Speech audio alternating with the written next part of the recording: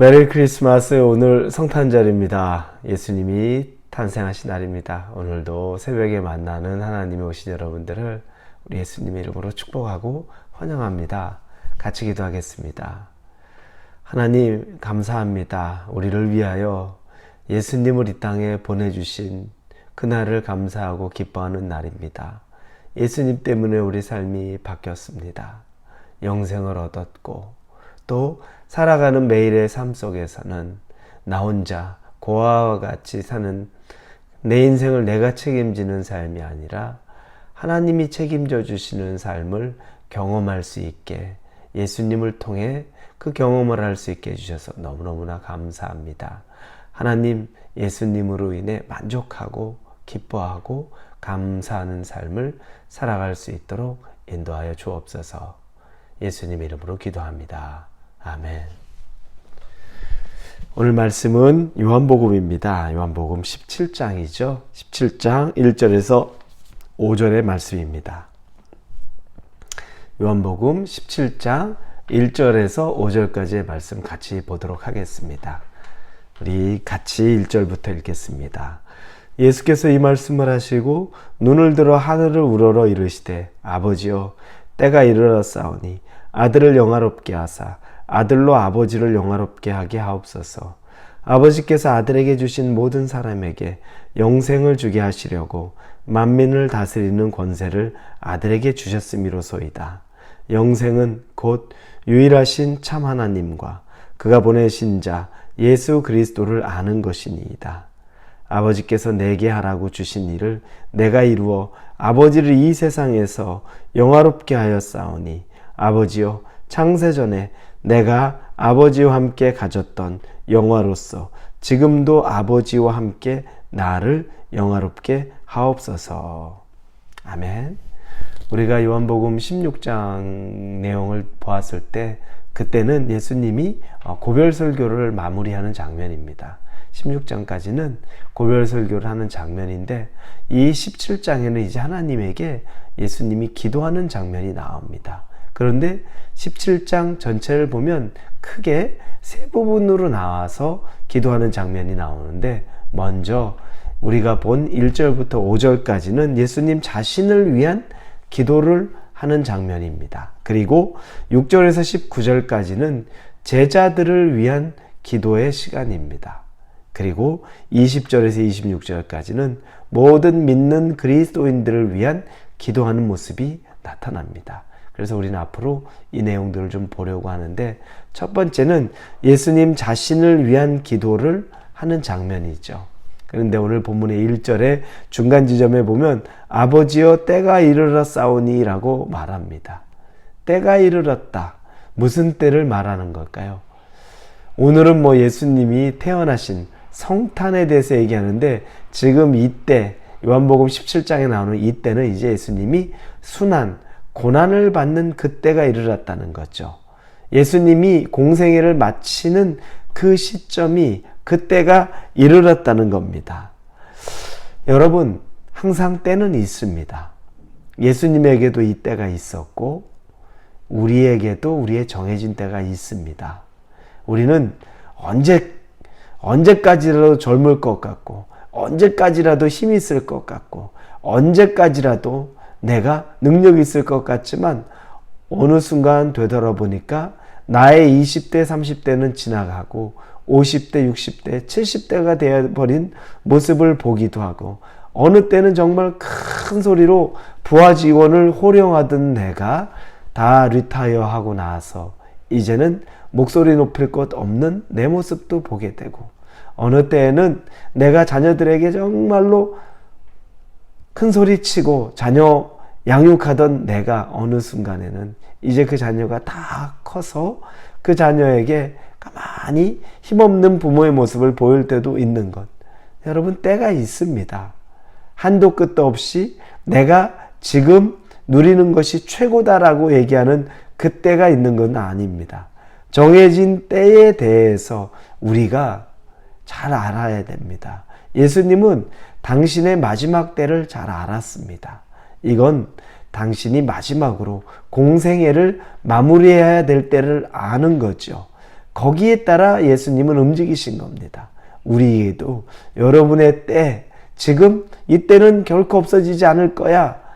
나의 이 전성기는 사라지지 않을 거야 라고 생각하지 마시고 하나님이 우리를 불러서 하나님의 자녀로 살아가게 만든 그 때에 대한 영적인 의미를 깨달을 수 있기를 바랍니다. 그리고 그 때를 놓치지 않고 하나님이 여러분에게 기대하고 계획했던 그 일들이 이루어질 수 있기를 여러분도 기도하며 준비하실 수 있기를 바랍니다. 자, 그럼 우리는 이 때를 어떻게 살아야 되는 걸까요? 우리 인생의 목적하고도 굉장히 관련되죠. 우리 인생의 목적, 대부분의 사람들이 그렇죠. 성공적인 삶, 조금 편안하게 준비된 삶, 이게 잘못은 아닙니다. 그런데 이게 전부라 그러면 그건 좀 뭔가 많이 부족하죠. 그것 때문에 우리가 이 땅을 살아가는 건가? 라고 생각할 때에는 나중에 막상 손에 쥐어보니까 어떤 내가 누리고 싶은 걸 누려보니까 내가 이것 때문에 살아가는 게 전부였을까? 정상에 올라갔던 사람이 이제 그 정상은 너무나 짧고 정상에서 내려오는 길만이 있었는데 근데 내려오는 길이 허무하지 않게 그리고 그 사람이 이 세상의 사회에 자기의 재능이나 자기의 가진 것들을 나누고 베풀고 그렇게 살면서 자기가 정상을 향해 달렸을 때보다 훨씬 더 값어치 있는 인생이 무언가를 깨달았다는 말들을 많이 합니다. 기부하는 거, 거기엔 재능 기부도 있고 물질의 기부도 있겠죠.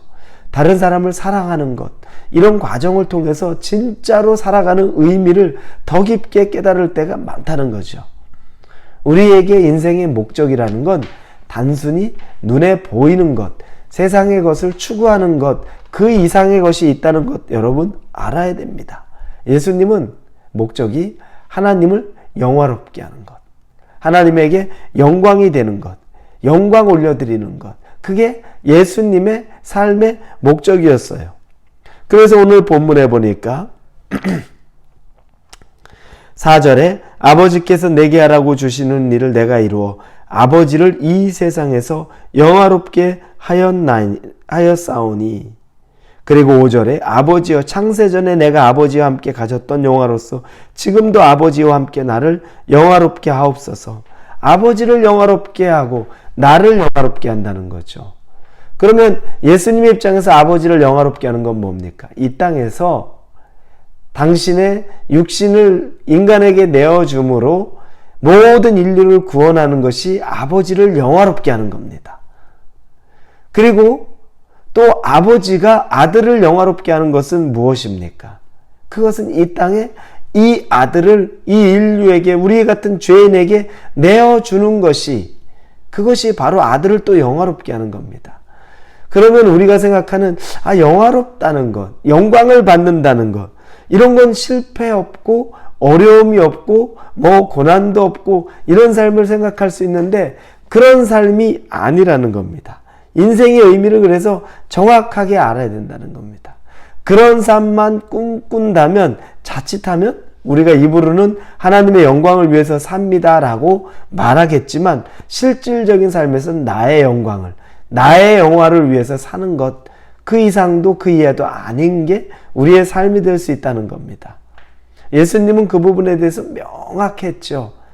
당신이 이 땅에서 죽음으로 이 인류를 위해 당신 자신을 희생하는 것이 아버지를 영화롭게 하는 것이고 아버지는 이 인류를 위해서 당신의 유일한 아들, 독생자 예수를 내어주는 것이 아들을 영화롭게 한다는 겁니다. 이 원리가 여러분의 삶 가운데도 적용되기를 바랍니다. 여러분, 그런데 예수님은 능력이 없어서 그렇게 한 겁니까? 예수님이 그렇게 고난받고 죽으신 게 무능력해서 그렇습니까? 아니요. 예수님은 요한복음 17장 2절에 보면 아버지께서 아들에게 주신 모든 사람에게 영생을 주시게 하시려고 만민을 다스리는 권세를 아들에게 주셨습니다. 만민을 다스리는 권세를 받았다 그래요. 예수님은 무한 권세를 받았어요. 능력이 없었던 사람이 아니에요. 그런데 중요한 건 예수님은 자기 자신을 위해 이 능력을 쓰기를 원하지 않았어요. 마귀는 우리 자신을 위해 능력을 쓰기를 얘기하죠. 네가 돈 벌었으니까 널 위해 쓰는 건 당연해. 네가 성공했는데 그 성공의 보상을 네가 쾌락으로 느끼는 건 당연하지. 그것 때문에 온 거 아니야. 네가 우리나라 말로 하면 개처럼 벌었으니까 정승처럼 써야지. 이게 마귀가 우리에게 주는 거죠. 그리고 예수님에게도 그렇게 시험했죠. 예수님께서 40일 금식하고 나서 몸이 음식에 줄여 있는 상태에서 돌이 떡이 되게 하라고 말했더니 사람이 떡으로만 사는 것이 아니요 하나님의 말씀으로 사는 것이라고 하는 이 신명기의 말씀을 인용하면서 자기 자신의 육체를 채우기 위한 것들을 마귀의 유혹을 거부하죠. 그리고 높은 곳에서 뛰어내리라. 그러면 하나님의 천사가 너를 붙잡아 줄 것이다. 기적이 일어날 것이다. 라고 얘기할 때 주내 하나님을 시험하지 말라. 주내 하나님께 오직 경배하고 오직 그분만을 섬기라고 담대히 얘기합니다. 놀랍죠.